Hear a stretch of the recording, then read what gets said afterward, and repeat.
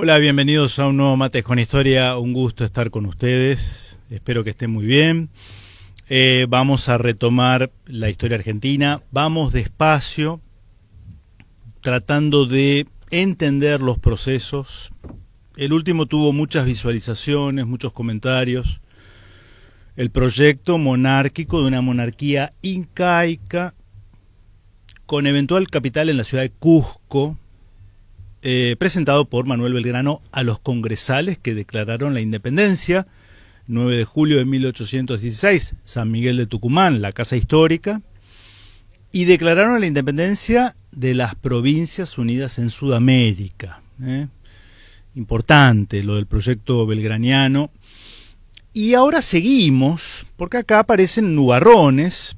Ese proyecto fue aprobado por el Congreso, se va a ir diluyendo de a poco. Vamos a retomar eso. Hago mención ahora, pero lo profundizamos más adelante. El Congreso va a designar como director supremo a Martín de Pueyrredón, Juan Martín de Pueyrredón.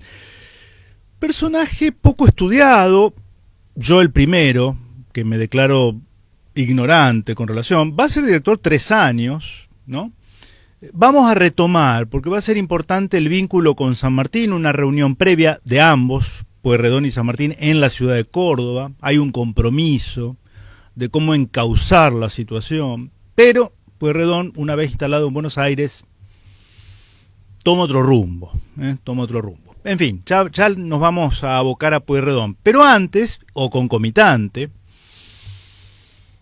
ese cuadro, miro así porque ese cuadro no está elegido al azar. Ténganme paciencia. Ya vamos a explicar. Ese cuadro está en una pinacoteca, la pinacoteca del estado de San Pablo, en Brasil. Ya vamos a ver, porque Brasil en esto tiene una visión estratégica envidiable en algunos aspectos. Hoy vamos a ver el momento en el que el directorio, no necesariamente con Pueyrredón, con el antecesor en el cargo, Balcarce, pero también con Pueyrredón, va a negociar con el Imperio de Brasil. En realidad todavía es Portugal, todavía Brasil no se ha independizado. Va a negociar la invasión portuguesa a la banda oriental. Todo a fin de librarse de la amenaza interna que suponía el liderazgo de José Gervasio Artigas, ¿no? Entonces vamos a ver esta negociación, vamos a citar a José María Rosa, vamos a citar a un autor que hasta ahora no he citado, que es René Orsi, que tiene un muy lindo libro. Y 2 personajes, uno porteño, Manuel José García, ministro plenipotenciario, fue canciller o plenipotenciario durante el gobierno breve, corto, de Carlos María de Alvear.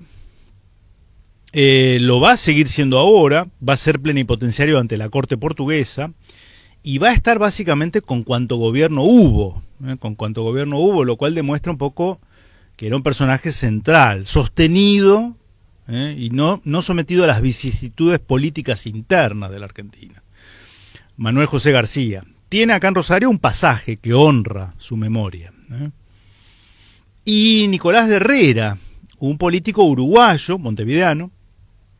Ambos van a ser protagonistas de esta entrega al Portugal de la banda oriental. Cuando decimos la banda oriental, quiero hacer una aclaración. Tenemos muchos seguidores uruguayos. Vamos a tratar de poner un mapa. Lo que se jugaba no era, territorialmente hablando, el actual territorio de la República Oriental del Uruguay. Era mucho más amplio territorialmente hablando de lo que estamos mencionando acá. La banda oriental era más grande de lo que hoy es el Uruguay como Estado independiente, y aparte incluía esta cuestión con el Brasil, lo que llamamos las Misiones Orientales. Nosotros estamos acostumbrados, los argentinos, a nuestra provincia de Misiones, que quedó como encajonada, como reducida, como achicada por el avance portugués. Pero eso, hace 2 siglos, era mucho más grande y se adentraba, había sido jurisdicción del virreinato y pertenecido a España durante siglos, ¿no? Se adentraba en lo que hoy serían territorios del sur de Brasil, ¿no? Entonces, va a haber una cuestión muy propia de los portugueses que desde tiempos coloniales consideraron que su límite sur era el Río de la Plata. El límite sur de las posesiones portuguesas, ellos creían que debía ser el Río de la Plata. Y por eso esta cuestión siempre fue tan disputada, ¿no? Claro, el Imperio Español trató siempre de defender sus posesiones, pero ahora, ya como hay dos modelos de país enfrentados, uno con mirada portuaria, esta es una idea que ya me la han escuchado, ¿no? Cuyo prohombre fue Carlos María de Alvear en un primer momento, y luego será Bernardino Rivadavia, y un proyecto de país que va a defender y priorizar la defensa de la extensión territorial, que en este caso puntual va a estar liderado por José Gervasio Artigas. José María Rosa lo traigo a colación, primero porque valoro mucho, es un autor que hemos sugerido muchas veces, y segundo porque acá sintetiza muy bien la cuestión. Esto dura años, ¿no? Pero va a haber una invasión portuguesa. Los portugueses van a tomar Montevideo el 20 de enero de 1817, ¿sí? Vamos un poquito a la cuestión previa, los meses previos. Invasión de la banda oriental. Los pueblos libres ante dos frentes de guerra. Ante dos frentes de guerra. Uno contra el Directorio, que ya existía, y ahora otro contra Portugal. Causas visibles de la invasión portuguesa a la banda oriental. Y después vamos a, bajo otro título, José María Rosa dice la causa secreta de la invasión. Causas visibles. Misiones se había incorporado como pueblo libre, esta Misiones más extensa que les mencionaba, a la Liga Federal, que reconocía a Artigas como protector. Vamos a tratar de poner un mapa de lo que era la Liga Federal o la Liga de los Pueblos Libres, ¿no? Para que tomemos dimensión. La gobernaba Misiones Andrés Guaycurarí, un indio guaraní, capitán de blandengues de raza indígena, dice Rosa, más conocido por Andrés Artigas o Andresito. Nuestros amigos misioneros lo reconocen perfectamente bien, quizás los corretinos también. Andresito, valiente y caballeroso, había nacido en San Francisco de Borja, que desde la ocupación lusitana era llamado São Borja. Educado en la resistencia a la ocupación portuguesa de las Misiones Orientales, Andresito se había plegado a Artigas en 1811. El viejo caudillo lo había apadrinado y le dio su apellido. Los portugueses habían ocupado en 1801, a raíz de la guerra llamada de las Naranjas, que hemos visto con anterioridad, dice Rosa, los 7 pueblos misioneros al oriente del Uruguay, al este del Uruguay, retenidos sin derecho desde esa fecha. Claro, expliquemos aparte, ¿no? El Portugal, ante la invasión napoleónica, la corte portuguesa, la familia real, la nobleza, la burocracia imperial, era un imperio, ¿no? Portugal, opta por dejar Portugal, deja Lisboa, para escapar de la invasión napoleónica y se instala en Río de Janeiro. Esto va a ocurrir en 1808. De modo tal de que Portugal no era un país distante del otro lado del Atlántico, Portugal era en ese entonces vecino del Río de la Plata.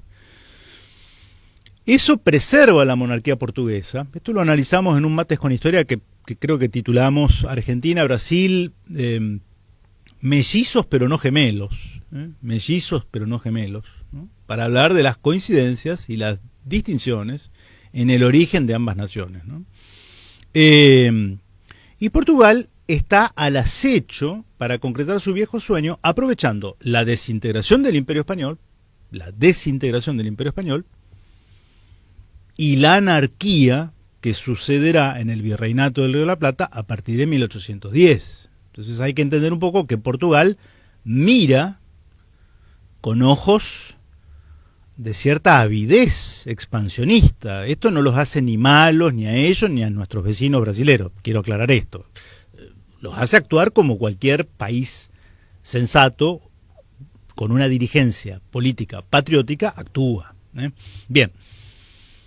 Las preocupaciones del virrey de Buenos Aires, las invasiones inglesas y los movidos años corridos después de 1806 habían impedido su recuperación de las misiones orientales. Por lo tanto, la gobernación de Andresito se extendía solamente a las misiones occidentales, la actual provincia o el actual territorio misionero argentino. Pero el gobernador quería reconquistar para los misioneros la tierra donde había nacido. Sus agentes, entre ellos el capitán Curaeté, recorrían los 7 pueblos preparando una insurrección y esperaba que el ejército de Artigas lo ayudase. El protector quería hacerlo. El 13 de marzo de 1815 escribía a su ahijado su propósito de, cita, de libertar los 7 pueblos de esta banda del tiránico dominio del portugués bajo el cual han estado 15 años los infelices indios gimiendo la dura esclavitud. Fin de la cita. Y que a ese efecto había puesto su ejército delante del portugués, pero le recomendaba calma. Le recomendaba calma Artigas a su ahijado Andresito. Causa secreta de la invasión, dice José María Rosa. Pero no eran los propósitos de recuperar las misiones orientales, exteriorizados por Andresito y frenados por Artigas, la causa eficiente de la invasión a la banda oriental que resolvería Juan VI, el príncipe regente y luego rey de Portugal, en 1816. A ver qué dice entonces José María Rosa, cuál podría haber sido la causa eficiente, como decimos los abogados, ¿no? La vecindad de Artigas, esto es muy importante. La vecindad de Artigas era un peligro para el rey de Portugal, que en 1815 había elevado a reino su posesión de Brasil y se titulaba Rey de Portugal, Brasil y Algarbes. Ese era el nuevo título. A partir de 1815, derrotado a Napoleón, ahora es Rey de Portugal, Brasil y Algarbes. Y el título protocolar, así como los reyes españoles ostentaban todavía el título de Su Majestad Católica, en los documentos históricos se ve la referencia al rey de Portugal como SMF, Su Majestad Fidelísima. Eran títulos honoríficos, ¿no?, de la época de la cristiandad ya de alguna manera superada o desaparecida para esta época. Pues las ideas democráticas, federalistas y de independencia absoluta de Europa, que constituía la bandera del artiguismo, se habían difundido en la provincia brasileña de San Pedro del Río Grande, generalmente conocido como Río Grande do Sul, la provincia más sureña, ¿no?, de Brasil. Y fíjense qué interesante esta observación más sociológica que histórica. Los riograndenses, sobre todo los de la campaña, tenían mucho en común con los pobladores rurales de origen español del Plata. Eran gaullos, aún hoy se utiliza este término, para los habitantes de los 3 estados sureños, Río Grande do Sul, Santa Catarina y Paraná, gaullos, gauchos. Tan de a caballo como los gauchos de las cuchillas orientales o de la Pampa del Sur, usaban el lazo con igual destreza, bebían mate, y se expresaban en un portugués de acento sudista con giros de lenguaje curiosamente semejantes. Las estancias riograndenses, trabajadas por peones libres, eran diferentes de las facendas del norte explotadas por mano servil. No había esclavitud en el sur de Brasil. Aquellas pastoreaban ganado, estas plantaban y elaboraban azúcar y algodón, todavía no se había empezado con el café. El estanciero gaullo era un tipo distinto al facendeiro de Bahía o Pernambuco. Río Grande resultó un terreno proclive a las ideas democráticas, republicanas y tesoneramente separatistas. Había que impedir la propagación del artiguismo por las mal delineadas fronteras. Claro, la frontera en esa época eran ideales, pero no existían en la práctica, ¿no? y realizar el viejo sueño portugués de llevar los límites hasta el Plata, que pareció reanudarse en 1811 con la invasión de Sousa. Para eso, Juan VI contaba con el apoyo de la minoría culta de Montevideo para la invasión. Contaba con el apoyo de la minoría culta de Montevideo, opositor a Artigas, este personaje que yo mencioné, y vamos a volver sobre él, Nicolás de Herrera, por ejemplo, y sobre todo de la minoría gobernante porteña, que deseaba deshacerse del caudillo, del federalismo y de la intromisión plebeya. Los dos modelos antagónicos, presentes en la revolución, que saca a flote esas diferencias que ya estaban latentes en la sociedad y que venimos analizando desde 1810 en adelante, ¿no? El grito de Asensio, la presencia popular del otro lado del río, la banda oriental, la revolución de los orilleros, 5 y 6 de abril de 1811, Plaza Mayor en Buenos Aires, y este antagonismo, ¿no? Lo vimos específicamente en uno reciente, el puerto versus las provincias. La invasión portuguesa, junio de 1816. Esta va a ser, dicho sea de paso, el Congreso está en Tucumán y esta invasión va a ser de alguna manera, yo diría que fue una excusa que le va a venir muy bien a Martín de Pueyrredón para promover no solo su traslado como director supremo, a la ciudad de Buenos Aires, para seguir más de cerca esta situación, sino que también los que se van a trasladar van a ser los congresales. El Congreso, surgido en Tucumán, se traslada en 1817 a Buenos Aires. O sea que lo de un Congreso reunido en el interior profundo argentino, Tucumán, fue una anomalía, la excepción a la regla, ¿no?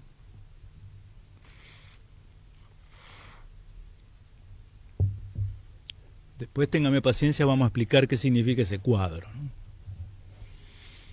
Apenas establecido el reino de Portugal, Brasil y Algarbes, y declarada Río de Janeiro su capital, empezaron los preparativos para la ocupación portuguesa de la banda oriental, detenida en 1812 desde el retiro de Sousa. El hecho trascendió a Artigas, informado por la carta confidencial del 20 de diciembre de uno de sus agentes en la corte lusitana. Artigas era un hombre informado, dicho sea de paso, ¿no? Esta idea de un caudillo popular como alguien, este prejuicio, ¿no? Que de alguna manera con Sarmiento y su Facundo, Civilización o Barbarie, quedó implantado incluso en el sistema escolar argentino. El caudillo salvaje, iletrado, rudo, cruel, líder de una banda de forajidos, poco menos, ¿no? Los hechos desmienten esta caricatura, ¿no? Hecha por los que se autopercibían la gente bien pensante y culta del momento, ¿no? En dicha carta, que obra en el Museo Mitre, se advertía al caudillo que los hombres de Buenos Aires estaban de acuerdo con la ocupación de la banda oriental. Era, desgraciadamente, cierto. Manuel José García, agente argentino en Río de Janeiro, alentaba la invasión. Está lleno de cartas de García, ¿eh? Está hasta las manos, diríamos, de modo coloquial. No hay manera de salvar su honor. Manuel José García. Y Nicolás de Herrera, el ex ministro de Alvear, había tomado plaza como secretario del jefe de la expedición. Nicolás de Herrera, montevideano, va a acompañar a Carlos Federico Lecor, que era el portugués, el jefe portugués, pero va a aparecer un inglés ahí, ya vamos a ver quién era, viejo conocido nuestro. Va a ser secretario privado de Nicolás de Herrera, va a ser secretario privado del general Lecor, ¿no? Para la expedición, Juan VI llevó a Brasil muchos veteranos portugueses de la guerra contra Napoleón, mandados por el general Carlos Federico Lecor, pues se había visto en 1811 la dificultad de invadir con brasileños. Claro, superada la amenaza napoleónica en Europa, restablecido el orden o el viejo orden, entonces los portugueses traen veteranos de las guerras napoleónicas portugueses nativos, no brasileños. En marzo de 1816 había 5.000 soldados portugueses en Santa Catalina, provistos de buenas armas, cañones, etc., y una oficialidad probada. En junio 1816, Lecor inicia su marcha desde Santa Catalina. El avance debería hacerse en 3 columnas que se adelantarían por el Atlántico, el centro y las márgenes del río Uruguay. En agosto se ocupó la fortaleza de Santa Teresa, cerca del Chuy. Hoy es la ciudad limítrofe sobre el Atlántico, entre Uruguay y Brasil. En la costa atlántica, una proclama advirtió a los orientales que los generales portugueses tenían instrucciones de tratarlos como a hijos. Más tarde entraron otros 5.000 portugueses para reforzar a los primeros invasores. Diríase que todos los veteranos de la resistencia a Napoleón fueron transportados a América para conquistar la banda oriental. Como verán, por tanto, es algo que nos atañe a nosotros, argentinos, occidentales y argentinos orientales, para esta época, porque no era moco de pavo esta operación militar que protagonizaba la corte portuguesa, ¿no? Y es un capítulo que para nosotros aparece como difuso, todo lo contrario a como lo interpretan históricamente los brasileros, dado lo que vamos a decir de ese cuadro, ¿no? Ellos tienen mejor registro histórico, ¿no? Ya lo hemos ido diciendo a lo largo de varios mates con historia. Hoy vamos a reforzar esa idea. Tampoco eso es una crítica, esto es una invitación en todo caso a que nuestros diplomáticos, nuestra dirigencia, los imite en eso que sea imitable, ¿no? Y termino con esta parte de José María Rosa. El 20 de enero de 1817, los portugueses que habían sido revistados en Río de Janeiro por el mismo Beresford, John Carr Beresford, el famoso comandante inglés de la primera invasión inglesa, que fue su jefe en la resistencia portuguesa a Napoleón, gran militar británico, dicho sea de paso, ¿no? Entran en Montevideo evacuada por sus pocos defensores. Después vamos a ver qué dice Orsi sobre la figura de Beresford, porque finalmente Beresford no va a llegar a Montevideo. Ya vamos a ver por qué. Alguien dijo,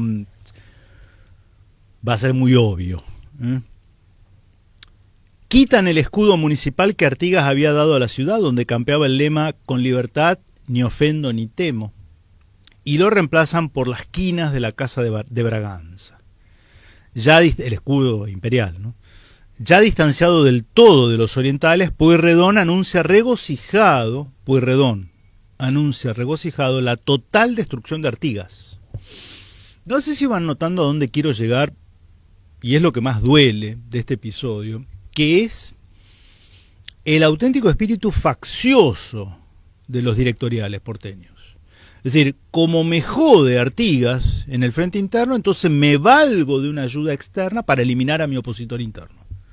Esta lógica es terrible en la historia argentina. Y no prioriza el objetivo máximo, el objetivo común, ¿no? De defender lo propio. No eran todos que pensaran así, pero los caudillos federales van a estar con Artigas, dicho sea de paso, ¿no?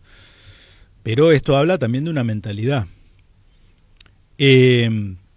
Pero todavía resistirían 3 años en la campaña, mientras los porteños atacan a los pueblos libres en Santa Fe y Entre Ríos, a fin de impedir que manden auxilios a la banda oriental. Todavía correrá sangre oriental en Arroyo Grande y Santa María. Aún intentará Andresito una reconquista de las Misiones que lo llevará a entrarse en Río Grande y caer prisionero, y sigue José María Rosa con las alternativas. Y vamos a lo que él titula la entrega diplomática de la banda oriental. Porque acá aparece nuestro personaje, Manuel José García, retratado tal cual es. Un hombre sostenido por vaya a saber uno qué fuerza poderosa, porque pasaban los gobiernos y en una época signada por la anarquía y la inestabilidad, García permanecía. García estaba ahí firme, No importaba quién fuera el director. Parecía que los directores eran figuras cambiables, pero García estaba siempre defendiendo esos intereses.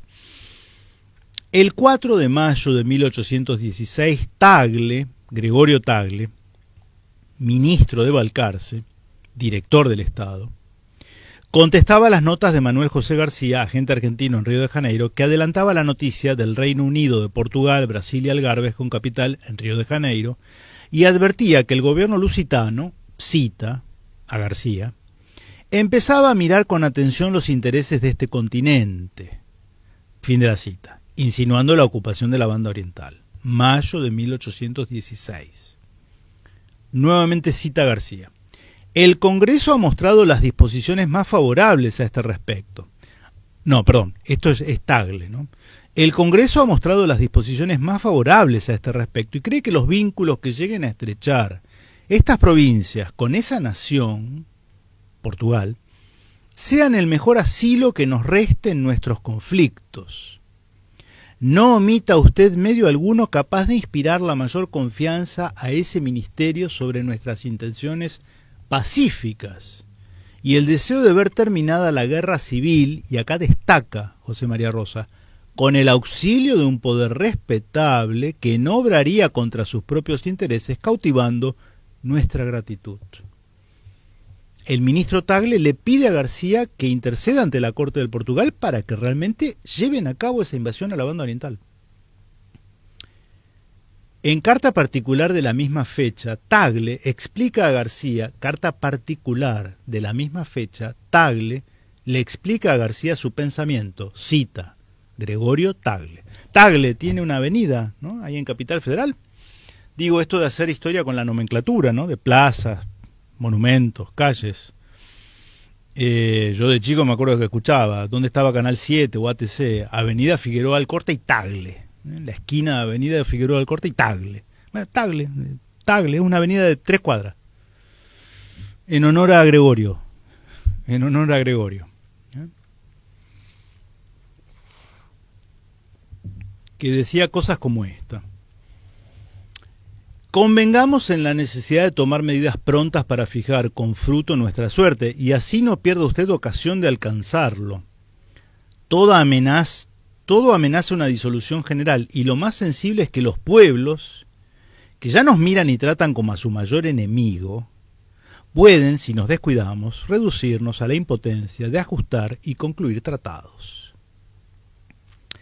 El 9 de junio García escribe nuevamente: creo que en breve desaparecerá Artigas de la banda oriental. La escuadra portuguesa está aquí al ancla y espera el primer viento. Conozco muy inmediato al general Lecor. O sea, había confraternizado con el jefe de la expedición portuguesa. Va inteligenciado en parte del plan de su gobierno y me parece un excelente sujeto. Nuestro amigo H., Nicolás Herrera, conjetura José María Rosa, nuestro amigo H., Herrera, irá con él a Montevideo. Él mismo no lo sabe aún, ni lo sabrá hasta la última hora. García era el que acomodaba las fichas, parece, ¿no?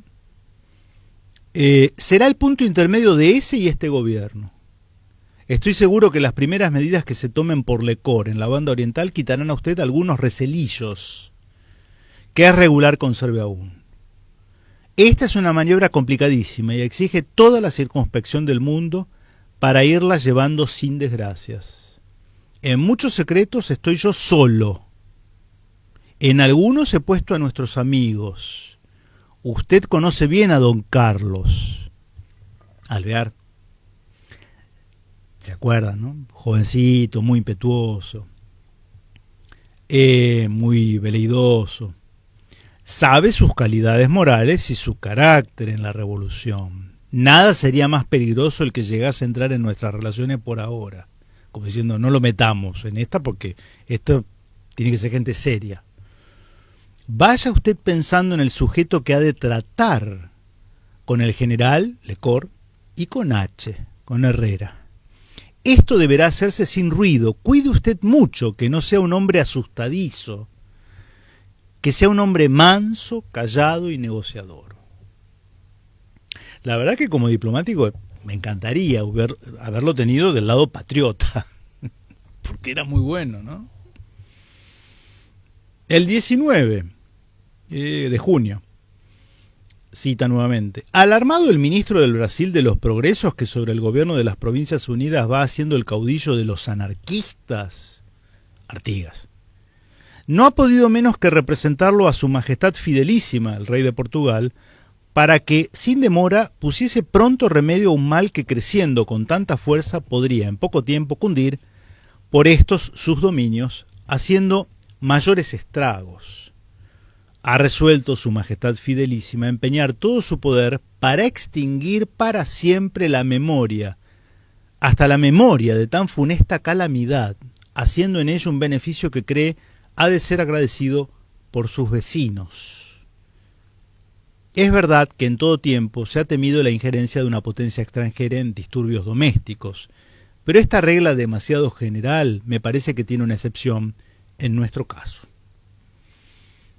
El objeto de la expedición, explica García, ya lo he indicado a vuestra excelencia, así como también que nada había que recelar respecto de las provincias occidentales. Se está refiriendo a, porque había un resquemor, pero estos no, los portugueses no se coparán y seguirán la invasión y se quedarán con Entre Ríos, Corrientes. Sujetas al gobierno de Buenos Aires. El 23 repite: estoy autorizado a transmitir a vuestra excelencia la siguiente formal declaración. Su majestad fidelísima, al mover sus tropas sobre el Uruguay, no tiene otra mira que la de asegurarse contra el poder anárquico del caudillo Artigas, igualmente incompatible con su quietud que con la de los gobiernos vecinos.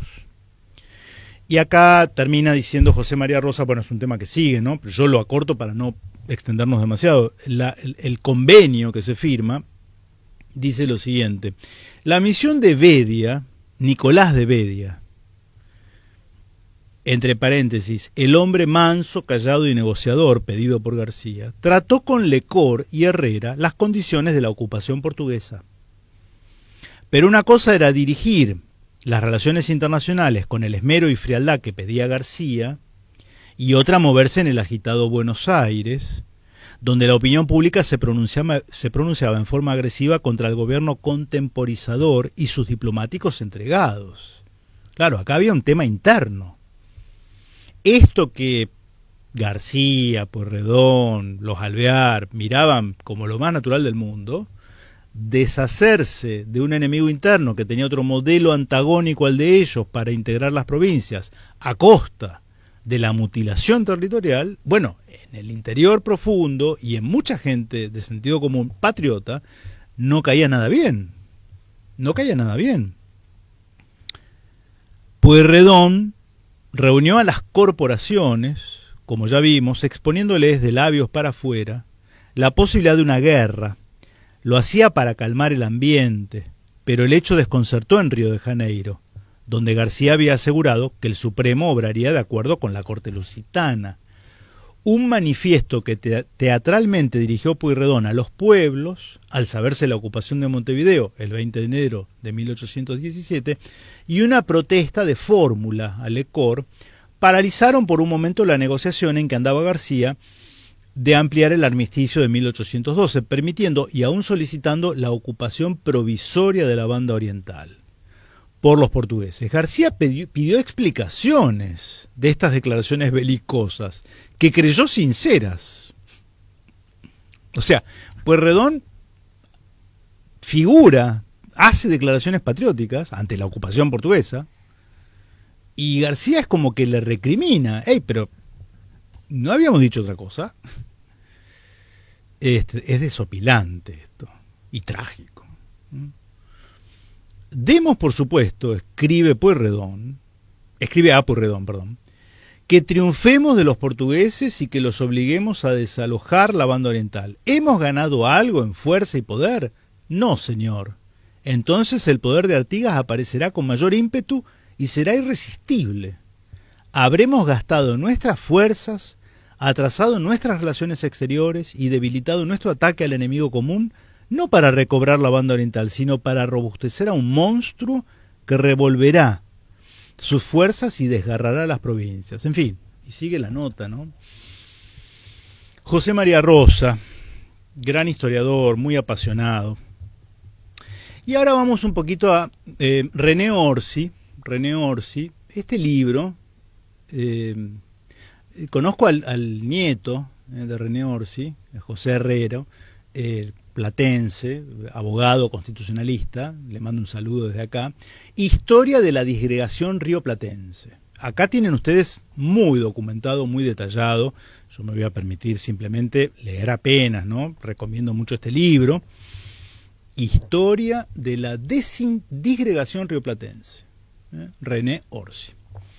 Ese cuadro está en la pinacoteca del Museo Estatal de San Pablo, ¿no?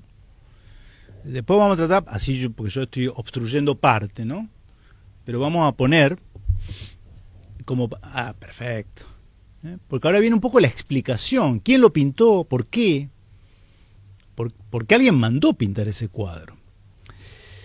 Dice Orsi: mientras tanto, el generalísimo de los ejércitos portugueses, Mariscal Beresford, ¿se acuerdan? Impulsaba el procedimiento organizando la invasión. Organizando el domingo 12 de mayo, 1816, una gran parada militar en Playa Grande, cerca de Río, con la presencia del príncipe regente, quien al día siguiente ceñiría la corona real con el título de Juan VI de Portugal. Y nota a pie de página que hace Orsi. A último momento, Beresford no viajó al Río de la Plata al frente de las tropas portuguesas. Ello se debió a que Lord Strangford, el embajador británico ante la corte portuguesa en Río, que había regresado a Inglaterra en abril de 1815, persuadió a su gobierno sobre lo impolítico que sería que un antiguo invasor de Buenos Aires reapareciera en la zona en otra operación similar, aunque bajo distinta bandera. Así lo informó al pueblo porteño la comisión gubernativa que sucedió a González Balcarce. Saben manejar las formas. Y el cuadro, el histórico acontecimiento, la parada militar. El cuadro se titula Revista a las tropas destinadas a Montevideo. Revista a las tropas destinadas a Montevideo. El pintor es un pintor francés, pintor de la corte portuguesa, en Río, Juan Bautista de Bret. Juan Bautista de Bret, que asistió al hecho histórico y pintó este cuadro 20 años después. El histórico, acá lo explica Orsi, me parece interesante esto, para entender cómo la diferencia entre una dirigencia política, la portuguesa, barra brasilera, consciente de la historia, y otra que no la tiene. El histórico acontecimiento fue captado por el primer pintor de la corte y reproducido un cuarto de siglo después en París por él mismo, el cual realizó la descripción de la plancha en estos términos.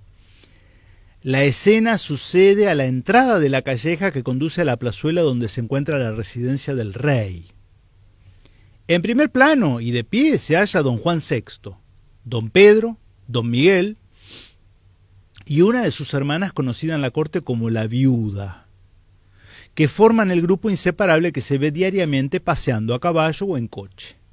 El segundo grupo, sentados, se compone únicamente de la princesa Carlota, esposa de Juan VI, y de 4 de sus hijas, de las que jamás se separa, acompañada de sus ayas y chambelanes de servicio ubicados atrás y de pie. Inmediatamente después de las princesas sentadas, está de pie el general Beresford, acompañado de su ayudante de campo, también oficial inglés. Él preside el embarque de las tropas, mientras que un poco más lejos, el general Lecor y su lugarteniente, ambos portugueses, inspeccionan una columna de cazadores. Continúa Orsi, el embarque de la fuerza expedicionaria, debidamente pertrechada, se realizó el 21 de mayo, y ese mismo día, con los barcos de transporte todavía en la rada del Janeiro, el embajador García escribe, el embajador nuestro, García, escribe una larga carta a Bernardino Rivadavia, a la sazón en Europa, en cumplimiento de la comisión encomendada por el ex director Posadas. Rivadavia aprovechaba y viajaba mucho, dicho sea de paso, ¿no?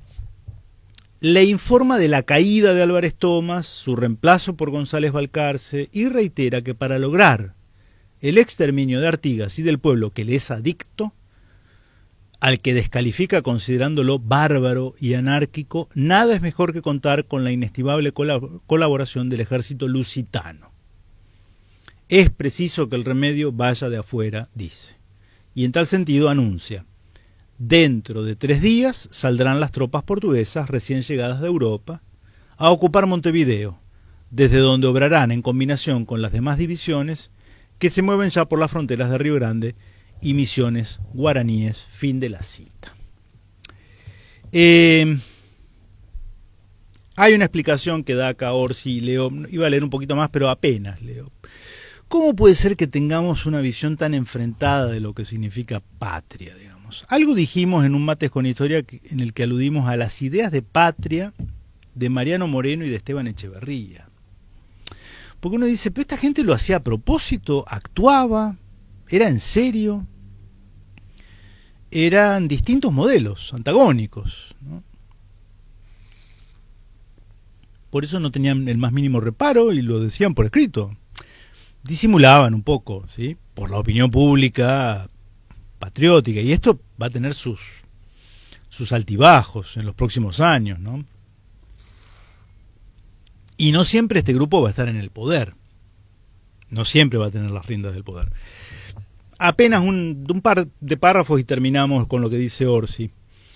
Habiendo quedado acreditada en forma la participación y responsabilidad en mayor o menor grado de los militantes del partido directorial en la parcería con los portugueses, en combinación con los portugueses, parece pertinente preguntarse ahora cuál era la causa que impulsaba ese conjunto de hombres, algunos de ellos de reconocida ilustración, a conspirar contra su propia patria. Es una pregunta válida, ¿no?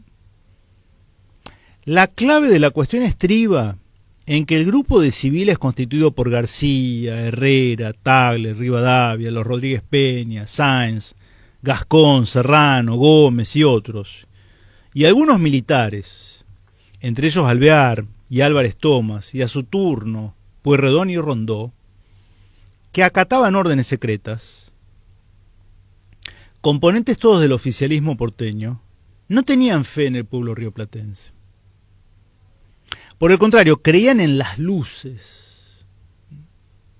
Estaban como sobreideologizados, ¿no? El mundo de las ideas, el país idílico con el que ellos soñaban, que era básicamente el puerto de Buenos Aires. Agrego yo, ¿no? En la teoría del progreso indefinido y en el poder de la razón como exclusiva fuente de los valores y las leyes, y de resultas, su programa político, informado por esas trasnochadas ideas de importación, no se adecuaba a la realidad del país que intentaban gobernar. Esa carencia de fe en lo popular, típica actitud ahistórica, y los intereses del monopolio económico que representaban, influyeron para que estos ideólogos considerasen a los distintos movimientos de insurgencia regional contra el centralismo porteño como brotes de un desorden esencial que malograría para siempre sus aspiraciones de gente culta y decente, comillas. Coincido con lo que dice René Orsi para tratar de explicar, porque si no, no tiene explicación. ¿Cómo serían vistos estos personajes en países como Norteamérica, Inglaterra, Rusia, Alemania, China o India? Sí, esa palabra que es dura, ¿no? Pero creo que hay que usarla o pensarla, ¿no? Dos miradas antagónicas. Me quería detener. Saludo a todos los orientales que siguen Mates con Historia, muchos, afortunadamente, que siempre enriquecen con comentarios. Espero que este video no sea la excepción. Y ven que conviene, desde que el año pasado empezamos en el orden cronológico la historia argentina, hay que detenerse para tratar de entender cosas que si no son como piezas perdidas de un rompecabezas que nunca terminamos de armar, ¿no? Bueno, vamos de a poquito, ¿eh? Tenemos tiempo, y tenemos conciencia de que esto sirve para comprender el pasado. Espero que les haya interesado este video. Les dejo un saludo, espero que estén bien, buena semana. Nos vemos la próxima si Dios quiere.